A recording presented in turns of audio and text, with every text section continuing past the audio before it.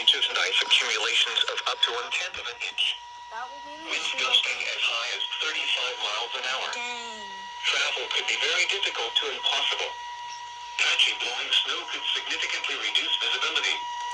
The hazardous conditions could impact the morning or evening commute. Wind chills will likely fall to near or below 0 degrees Friday and Friday night. If you must travel, keep an extra flashlight, food, and water in your vehicle in case of an emergency. Additional information can be found at www.weather.gov/ILN, as well as on our Facebook and Twitter pages.